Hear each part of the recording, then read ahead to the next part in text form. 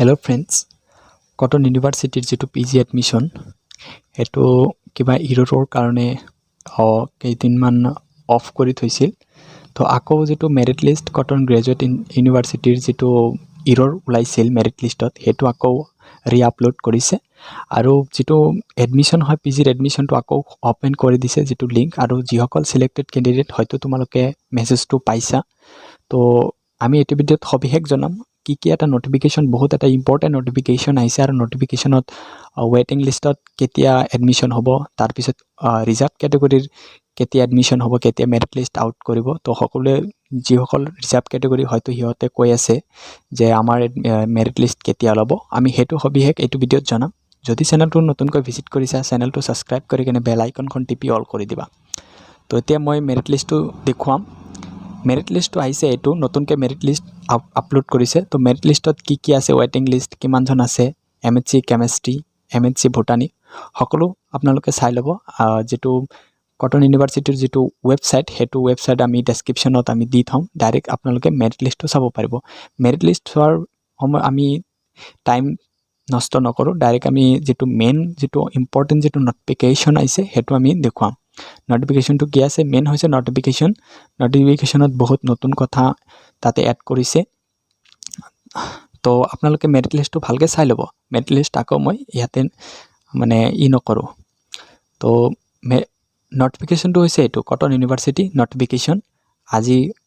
upload करिसे 25/10/2021 तो याते केटामान गुरुत्वपूर्ण कथा आसे जे this is for information that candidate selected for admission to एटु आसे चाइ लबो आपनार जितु হয় एमएससी प्रोग्राम तो चाइ लबो program in Cotton university for 2021 and 2022 unreserved seat in both cotton graduate and open category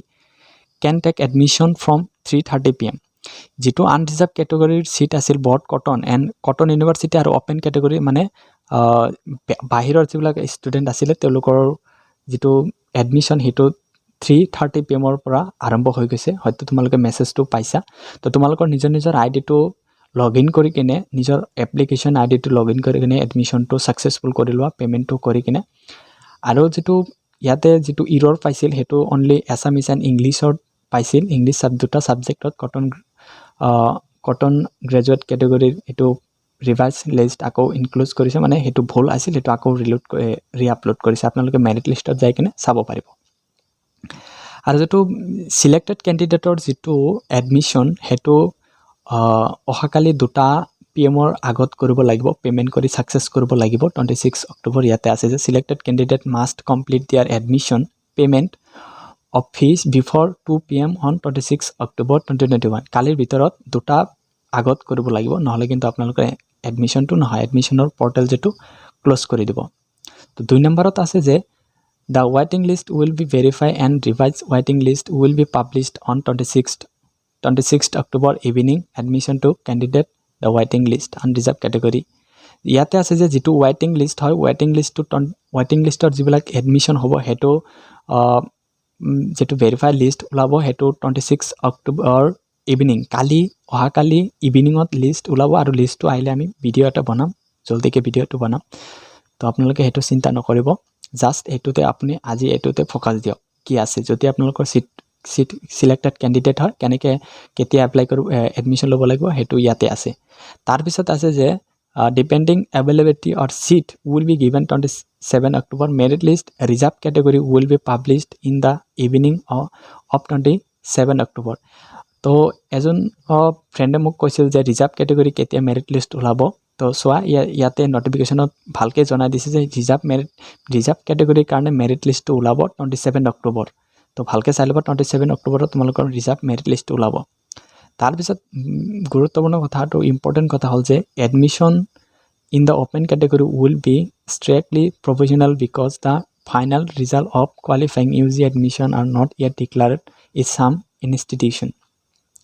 ইয়াতে কৈছে যে যিবিলাক বাহিৰৰ ক্যাটেগৰীৰ পৰা আইছে বাহিৰৰ ইউনিভাৰ্সিটিৰ পৰা যিসকলে আইছে তেওঁলোকৰ যেটো এডমিশনটো হেতু ফাইনাল নহব কাৰণ বহুত কলেজত 6 সেমিষ্টাৰৰ ৰিজাল্টটো এতিয়ালৈকে আপলোড কৰা নাই হয়তো যদি হুনকালে আপলোড কৰিলে হয় তেনেহলে তোমালোকৰ এডমিশনটো হুনকালে হৈ যাব কিন্তু ইয়াতে আকৌ এটা অপচন দিছে যে যদি তোমালোকে 6 সেমিষ্টাৰ যেটো ৰিজাল্ট যদি আপলোড কৰিব নোৱাৰা তেনেহ'লে 7 ছেপ্টেম্বৰৰ আগত তোমালোকৰ ৰিজাল্টটো আপলোড কৰিব লাগিব নহ'লে যদি তোমালোকে 7 ছেপ্টেম্বৰৰ আগত যদি নকৰা দেন তোমালোকৰ এডমিশ্যনটো কেনসেল হৈ যাব আৰু যদি 7 অক্টোবৰৰ আগত যদি কৰা তেনেহ'লে তোমাৰ এডমিশ্যনটো হৈ যাব আৰু পিছত তোমালোকে অনলাইন ক্লাছ বা অফলাইন ক্লাছ কৰিব পাৰিবা ইয়াতে আৰু আকৌ কৈ দি আছো যে ভালকে কৰিব কথাটো বুজি ল'ব লাগিব স্ক্ৰিনত আহি আছে নটিফিকেশনটো যে ওপেন ক্যাটেগৰি যেটো এডমিশন হেতু ফাইনাল এডমিশন নহব কাৰণ 6 সেমিস্টাৰৰ যেটো ৰিজাল্ট হেতু এতিয়ালৈকে আউট কৰা নাই বহুত ইনষ্টিটিউচন মানে ডিক্লেয়াৰ কৰা নাই তো তোমালোকৰ এডমিশনটো এতিয়া সাকসেস মানে ফাইনাল এডমিশনটো নহব ফাইনাল এডমিশনটো হ'ব 7 ছেপ্টেম্বৰৰ পিছত যদি তোমালোকে 7 ছেপ্টেম্বৰৰ আগত যদি 6 সেমিস্টাৰৰ যেটো ৰিজাল্ট হেতু আপলোড কৰিব পাৰা দেন তোমালোকৰ এডমিশনটো সাকসেসফুল হৈ যাব তো এই আছিল এটা সৰু ভিডিও যদি ভিডিওটো ভাল লাগে চেনেলটো সাবস্ক্ৰাইব কৰি কিনে বেল আইকনখন টিপি অল কৰি দিব আৰু যদি কোনো ধৰণৰ প্ৰশ্ন থাকে দেন কমেন্ট বক্সত জনাব আৰু ইনষ্টাগ্ৰামত স্ক্ৰিনত আইডিটো আহি আছে তো তাতে ফলো কৰি ল'ব ধন্যবাদ thank you so much for watching video